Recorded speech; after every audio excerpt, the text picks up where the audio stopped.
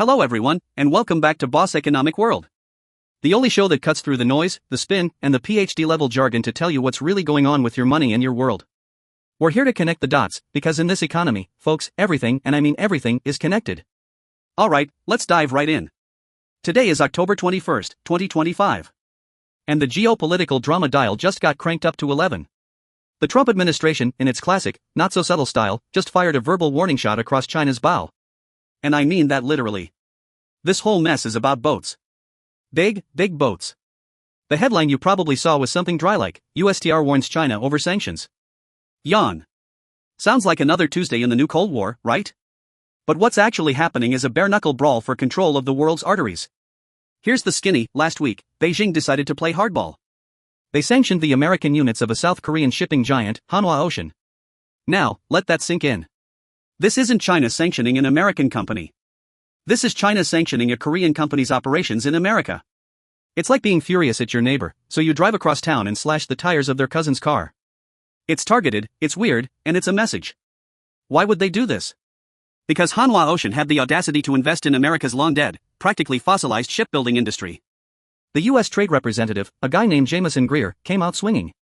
He said, and I quote, China's recent retaliatory actions is part of a broader pattern of economic coercion to control global supply chains by discouraging foreign companies from investing in America's shipbuilding and other critical industries. He finished with a line that's pure, uncut Trump-era bravado: attempts at intimidation will not stop the United States. You gotta love the showmanship. But behind the bluster, Greer is pointing to something critically important. This isn't just a trade spat. This is Act 3 of a global economic drama that's been unfolding for years. It's a fight for the physical infrastructure of globalization itself. To understand what's happening, we need to zoom out. Forget the sanctions for a second. We need to talk about why the US is trying to get a Korean company to build ships in the first place. Let me hit you with a number that will blow your mind. Today, in 2025, China accounts for over 50% of the entire world's shipbuilding output. By gross tonnage, they are the undisputed, heavyweight champion of the world. South Korea is a strong number 2, with about 30%. They build the fancy, high-tech stuff, the massive LNG carriers, the ultra-large container vessels. Japan is a distant third. And the United States? See that little guy? That little sliver, barely a rounding error? That's the USA. We're at about 0.5%. Yes, you heard me. 0.5%. For every 200 massive commercial ships built in the world, the US might build one. Our shipyards today are world-class at exactly one thing: building incredibly advanced, unbelievably expensive warships for the US Navy. An aircraft carrier, a nuclear submarine? We got you. But a simple, boring oil tanker or container ship? Forget it. We've outsourced that job for the last 40 years. Why? The short answer is a century-old law called the Jones Act. It was meant to protect the American shipping industry after World War I. It mandates that any ship moving goods between two U.S. ports has to be U.S. built, U.S. flagged, U.S. owned, and U.S. crewed. It sounds great on paper, right? America first, before it was cool. But in reality, it created a tiny, protected, and wildly expensive market. U.S.-built ships became so expensive, like 4 to 5 times more expensive than one from a Korean yard, that no one wanted to buy them unless they absolutely had to. The industry, without real competition, atrophied. It became a ghost fleet. For decades, nobody in Washington cared. Globalization was humming. We designed the iPhones in California, and China built them and shipped them to us on Chinese-built, Panamanian-flagged ships. It was cheap, it was efficient, and everyone was getting rich. What was the problem? The problem, as the last few years have taught us, is what happens when the guy who builds all your ships, and runs the factories, and controls the ports, decides he's not your friend anymore. The Trump administration, both in its first term and now in its second, looked at this situation and saw a terrifying national security vulnerability. If 80% of global trade moves by sea, and you can't build the ships to move it, you don't control your own destiny. In a major global crisis, say, a conflict over Taiwan, who's going to build the ships to transport fuel, supplies, and equipment? Who's going to repair the damaged ones? The country that builds one ship a year, or the country that can launch a new fleet every 6 months? It's the same logic that drove the CHIPS Act. We woke up one day and realized 90% of the world's most advanced semiconductors came from one island, Taiwan, right in China's shadow. So we threw hundreds of billions of dollars at rebuilding our chip industry. Now, the White House is trying to do the same for shipbuilding. They're basically putting up a giant neon sign that says, "Shipbuilders of the world, come to America.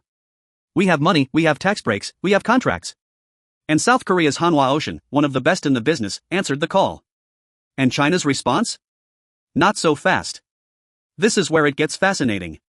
China's sanction on Hanwha's US unit is a masterclass in modern economic warfare. It's a surgical strike. Think about it. Why not sanction all of Hanwha Ocean? Because that would be insane. Hanwha Ocean builds ships for Chinese companies. They buy steel from Chinese mills. They are deeply integrated into the Asian supply chain. Sanctioning the whole company would be like setting your own house on fire to scare the neighbors. So, they target only the American subsidiary. What does that mean in practice?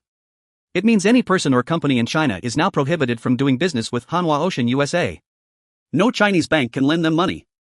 No Chinese firm can sell them parts. No Chinese shipping line can use their services. The immediate financial damage is probably minimal. Hanwha's US unit is likely just a small office right now, planning its investment. But that's not the point. The point is the chilling effect. Beijing is sending a crystal clear message to every other international company in Korea, Japan, Europe, you name it, thinking of helping America rebuild its industrial base? Think again. We will find a way to make it hurt. We will put you on a blacklist. We will make your life difficult. Is that American subsidy really worth losing access to the Chinese market? It's a strategic move to isolate the US and keep the supply chain hub firmly planted in Asia, under China's influence. And it's not the only move they're making. This is just one piece of a much larger chess game being played out in our oceans.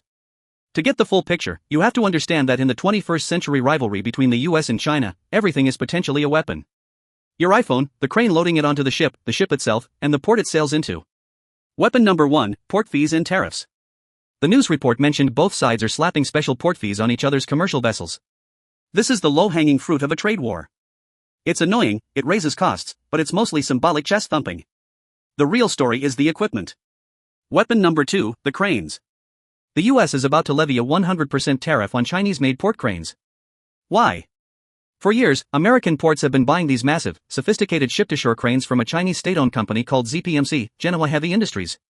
ZPMC has something like a 70% to 80% global market share. Walk into almost any major port in the world, from Los Angeles to Rotterdam, and you'll see their logo. The Pentagon and the FBI have been screaming about this for years. These aren't just big dumb hunks of metal. They are packed with advanced sensors and software. They can track the origin, destination, and contents of every container they move. The fear is that these cranes could be used for espionage, gathering intelligence on US military shipments, or even worse, they could be remotely disabled in a crisis, paralyzing our ports and crippling our economy. So, the US is trying to rip and replace them. But with what? There are hardly any non-Chinese alternatives. The 100% tariff is a desperate attempt to create a new market overnight. Weapon number 3, the choke points. The report mentions Trump's focus on Chinese control of ports around the Panama Canal. This isn't paranoia. A Chinese firm, with close ties to the government, operates ports at both the Atlantic and Pacific ends of the canal. The Panama Canal is one of the world's most critical maritime choke points. Around 40% of all US container traffic travels through it. If you control the ports at either end, you control the flow. You can give your own ships priority, slow down your rival ships, gather intelligence on every vessel, and in a worst-case scenario, create a catastrophic bottleneck. It's strategic real estate.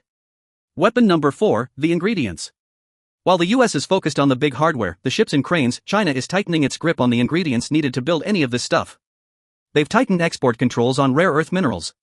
You want to build a high-tech guided missile for your Navy destroyer? You need rare earths. You want to build a giant offshore wind turbine to power your new green economy?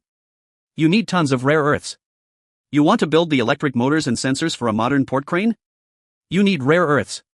And China controls over 80% of the world's processing capacity. They're reminding the world that you can't decouple if you can't get the raw materials. It's a multi-front war. The US is trying to rebuild the factory.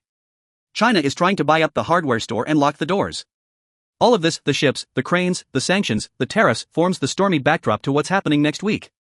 President Trump is heading to Seoul for the APEC summit, where he's scheduled to meet with Xi Jinping. On the official agenda? Trade, economic cooperation, blah, blah, blah. The real agenda? Taiwan. Trump has already said he's going to bring up China's territorial ambitions. And you can bet that Xi will have his own list of demands, starting with, stop trying to kill our tech industry, stop blocking our companies, and stop trying to build a rival shipbuilding industry on our doorstep.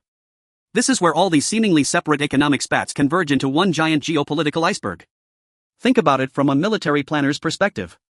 An invasion of Taiwan would be the largest and most complex amphibious operation in human history. It would require a staggering number of ships, warships to fight, and a massive fleet of transport ships, ferries, and roll-on/roll-off vessels to carry troops and equipment. China's colossal shipbuilding industry isn't just for building container ships to send us cheap stuff from Temu. It's a strategic asset. It gives them the industrial capacity to build and sustain a force for such an operation.